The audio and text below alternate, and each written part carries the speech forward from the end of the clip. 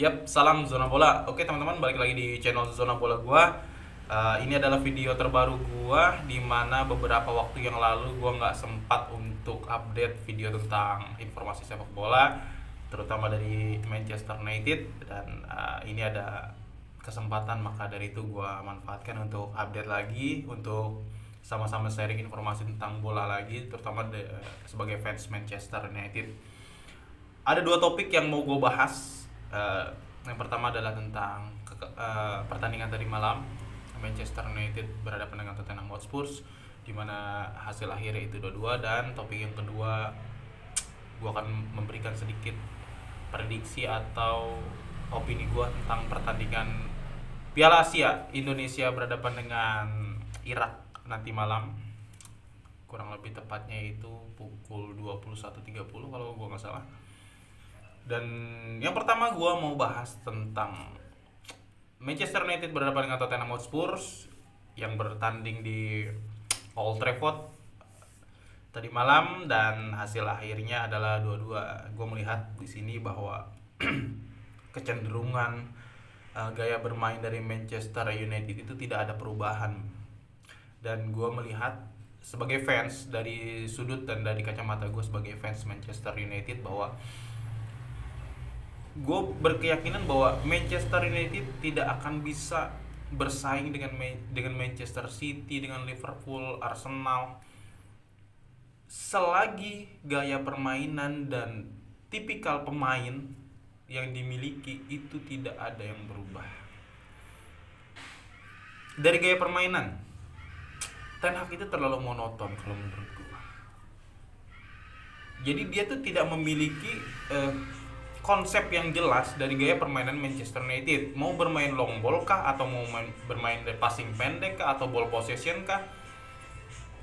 Menurut gue Ten Hag itu nggak inkonsisten juga gitu. Jadi jangan apa ya, jangan melulu menyalahkan pemain, meskipun ada beberapa pemain yang menurut gue emang harusnya sudah dirotasi. Jadi problem juga ini, ada kompleks sekali nih permasalahan Manchester United di 10 tahun terakhir gitu, selepas sepeninggalan dari Sir Alex Ferguson. Dan gue mau sedikit mencurahkan isi hati gue tentang kondisi Manchester United sekarang. Kita kesampingkan dulu perihal dari petinggi-petinggi Manchester, dari itu menurut gue udah nggak bukan kapasitas ya, maksudnya kita nggak akan bisa sama gitu cara berpikir owner Manchester itu seperti apa. Jadi kita lihat aja di kondisi klubnya itu gitu. Pertama, kita punya kapasitas pemain yang gak jelek-jelek amat. Yang jadi masalah di sini adalah Ten Hag itu tidak bisa berani mengambil sikap. Bukan dari segi punishment ya, dari segi taktik dan statistik. Menurut gua, Rashford itu sudah harusnya dirotasi. Iya, dirotasi beberapa pertandingan saja, 1-2 pertandingan iya dia dirotasi dan dia sebagai cadangan. Kemudian apa lagi? Onana. Lagi-lagi gue ketika ngeliat line up, gue lihat Onana di situ main dengan track record dia selama 21 pertandingan di Premier League. Menurut gue dia, maaf gue sebagai fans Manchester United agak sedikit menyesal juga gitu loh dia keluar. Kalau kita bicara masalah build up, pentingnya build up dibanding save itu apa gitu loh. Tugasnya kiper itu save, bukan build up. Tugasnya pemain dari back sampai depan. Terus kalau kiper nggak build up, boleh nggak? Boleh. Tugas dia save, dia mengamankan gawang supaya nggak kebobolan. Tapi kan enggak, teori Ten Hag itu kiper juga punya peran yang sama seperti pemain yang lain, harus bisa build up. Iya, tapi kalau kebobolannya banyak, jadi dia tuh mengesampingkan fungsi kiper itu sendiri gitu loh. Udah jelas-jelas ini kekecewaan gue ya sebagai fans, di samping gue menganalisa pertandingan tadi malam.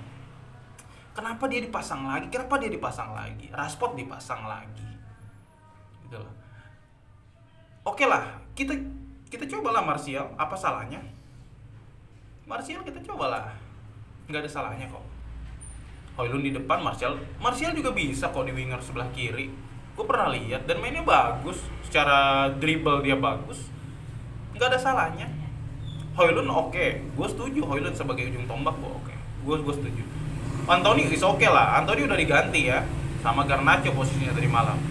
Jadi itu gue setuju, gue sangat sepakat karena Anthony itu di bawah form banget gitu loh di beberapa match, atau bahkan bukan di beberapa match, dari match awal dia nggak form, dia selalu di bawah form permainannya. Itu yang gue lihat bahwa Manchester United ini gue nggak ngerti ya, setiap pemain-pemain bagus di klub sebelumnya itu balik lagi jadi bapuk gitu loh.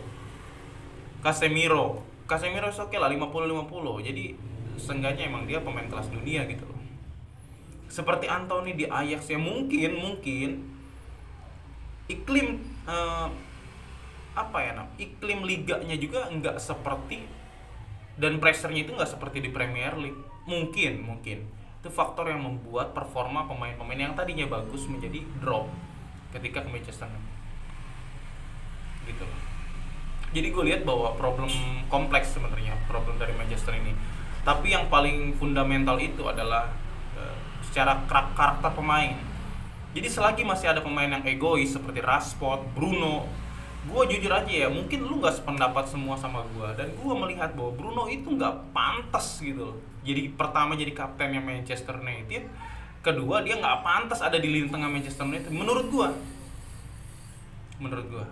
Jadi gue tuh ngelihat Bruno itu ya secara karakter it's okay, mobilitas dia sangat tinggi, dia ngepres, dia mainnya ngepres, dia mau berlari, dia mau pindah-pindah posisi, mobilitasnya sangat tinggi.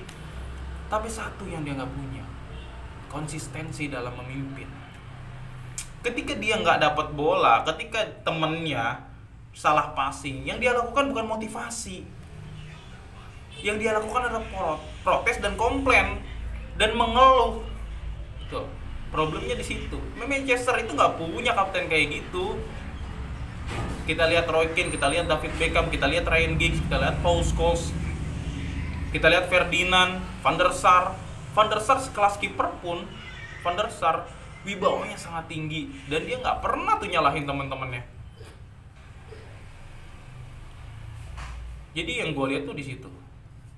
Jadi problemnya itu sangat kompleks. Jadi ini gue sedikit kekesalan gue kepada Manchester United. Ini tumpukan akumulasi dari kekesalan gue dari performa Manchester United yang benar-benar bapuk. Mungkin bukan gue doang yang ngerasain, seluruh fans Manchester juga pasti merasakan hal yang sama gitu loh. Jadi nggak akan pernah maju Manchester United selagi masih ada pemain yang egois. Pertama itu. Kedua, sistem permainan harus jelas. Kapan bermain long ball, kapan bermain passing pendek, kapan dia ngepres. Ini enggak. Semalam, jujur aja, Johnny Evans blunder. Di gol kedua dari Bentancur itu blundernya Johnny Evans. Menurut gua. Ya, mau gimana lagi ya, gua sangat kecewa. Jadi semalam itu gua nggak melihat dari segi taktis ya, karena menurut gua dari segi taktikal ya emang Manchester ya udah segitu gitu loh, nggak ada perkembangan. Selagi masih Onana kipernya dan wingernya nggak ada perubahan, Garnacho oke lah, tapi dia masih butuh waktu. Dia sebenarnya pemain bagus, tapi dia masih butuh waktu. Kadang dia bisa egois, kadang dia bisa bermain dengan sesuai dengan keinginan. Jadi pertandingan tadi malam MU seharusnya kalah, layak kalah. Seri aja udah bagus menurut gua. Jadi apa yang harus dibenahi ke depan? Pertama, Ten Hag gue minta lu berani cadangin Onana. Ketika lu berani cadangin Onana, lu akan melihat perspektif yang lain dari tim lu. Dan lu akan melihat dari, ya seenggaknya ada sentuhan lain. Ada sentuhan lain dari sisi penjaga gawang. Kemudian lu harus berani rotasi pemain. Yang lu punya siapa? Hannibal mainin lah sama lu. Nggak ada salahnya kok. Lu main dengan udah tahu pemain lu pada cedera, lu main nggak pemain lu yang lu pakai untuk gantiin yang cedera itu nggak lu tetep terus lu gini ya, kita pemainnya stoknya cuma segini, tapi kapasitas pemain lu itu bagus-bagus, nggak kayak Brighton, nggak kayak Tottenham. Apa salahnya dicoba gitu loh, maksud gua. Jadi pertandingan tadi malam MU layak. Jadi pertandingan tadi malam MU layak kalah menurut gua, dan seri pun udah bagus. Walaupun bermain di Old Trafford, di 1-5 menit pertama MU main bagus. Itu yang gue suka, itu main bagus. Tapi setelah 10 menit, 15 menit ke atas sudah mulai tuh keegoisan udah mulai muncul. Rashford dribbling gak jelas, gocek bola out. Sama Garnacho timing gak pas, banyak lari tapi gak pas. Itu yang gue lihat gitu. Jadi jangan berharap Manchester punya kesempatan untuk bersaing menjadi juara Liga Inggris musim ini. Di 21 pertandingan hanya mengumpulkan 32 poin, itu amat sangat mustahil untuk amat sangat mustahil gitu. Dan kedua, untuk masuk zona Champions pun menurut gue sulit dengan permainan seperti ini dan pemain-pemain yang ada gitu. Ya poinnya adalah Ten Hag harus berani merotasi pemain. Yang dia punya dia harus coba. Kalau nggak pom ya lu ganti, jangan lu paksain terus gitulah. Oke, itu tentang Manchester. Oke, kita tinggalkan dulu lah Manchester. Gue juga sebenarnya udah agak malas nontonnya, cuman karena gue udah lama nggak nonton MU, hampir 2 minggu 3 minggu gitu, dari terakhir dia menang di FA Cup itu lawan Wigan, gue nggak nonton sebenarnya. Dan gue nggak nonton itu menang. Gue nggak ngerti juga tuh. Ya udahlah, kita tinggalkan Manchester United, dan tadi merupakan keluh kesal gue, dan gue sorry aja nggak terlalu membahas jalannya pertandingan karena gue udah memprediksi bahwa United nggak ada perubahan, mainnya gitu-gitu aja gitu loh. Oke, kita masuk ke ini pertandingan nanti malam di Piala Asia di grup Indonesia yang berada bersama Jepang, Irak, kemudian Vietnam. Gimana sih peluang kita? Ya realistis aja. Menurut gue, ini sudut pandang gue ya sebagai orang Indonesia dan kita sebagai penggemar tim nasional. Pertama, ada beberapa problem menurut gue di luar keberangkatan dari persiapan yang dilakukan oleh Sintayong bersama tim nasional. Yang pertama yaitu problemnya adalah kita nggak pernah menang di uji coba sebelum Piala Asia. Kemudian kita terakhir seri lawan Filipina di kualifikasi Piala Dunia, dan kita dibantai Irak 5-0 di kandang dia di Piala Dunia. Jadi menurut gua kita realistis aja. Tapi kan kita udah punya pemain naturalisasi. Iya bro, pemain naturalisasi itu kelasnya di mana bro? Lu nggak bisa bandingin sama Jepang. Jepang itu pemainnya itu mainnya di liga-liga top Eropa, Premier League, Liga Spanyol, di Jerman banyak, di Rusia banyak, di Portugal banyak. Ya, terus lu mau berharap gitu kita bisa main mengimbangi Jepang? Kita realistis aja lah. Jepang, Jerman, Spanyol aja yang notabene juara dunia bisa dia bantai.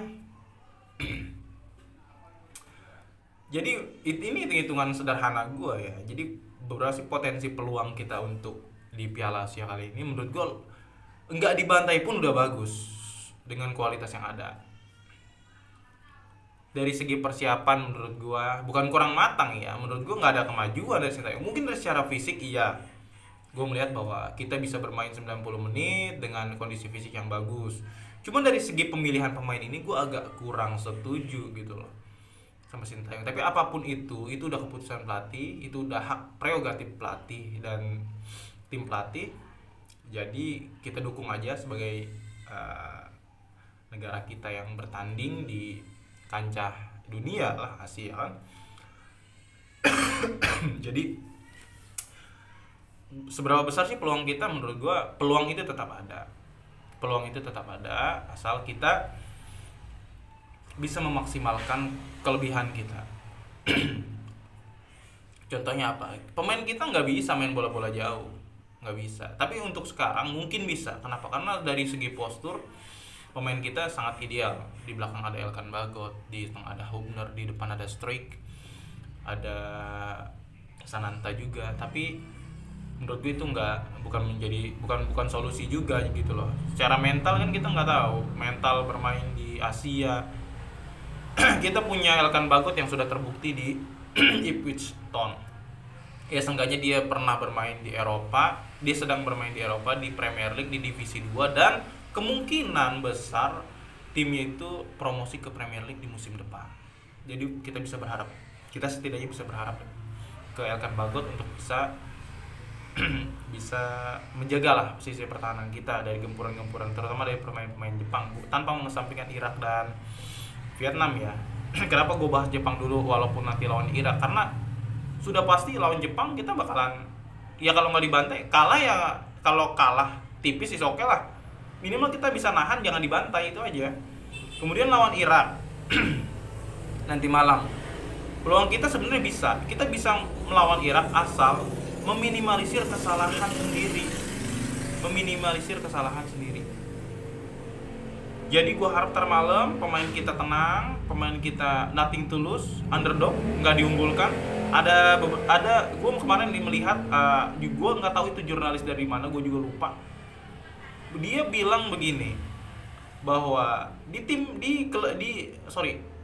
grup ini Jepang, Vietnam, Irak, Indonesia, dia bilang pemain Indonesia kapasitasnya adalah sama seperti pemain-pemain TikTokers. Jadi mereka tuh anak muda yang dipaksa main bola, yang waktunya baru gede, kemudian yang lagi senang-senangnya main TikTok terus disuruh main bola.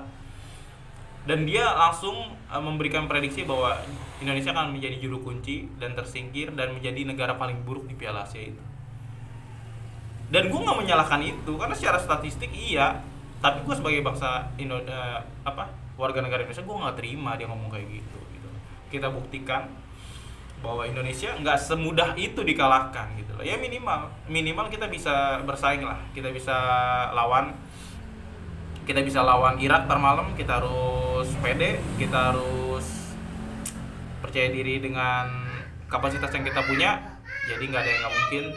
Gua tetap bakal dukung Indonesia ntar malam. Kalau kita punya peluang bisa nahan imbang Irak, peluang kita untuk lolos berikutnya terbuka besar. Oke, terima kasih. Salam Zona Bola.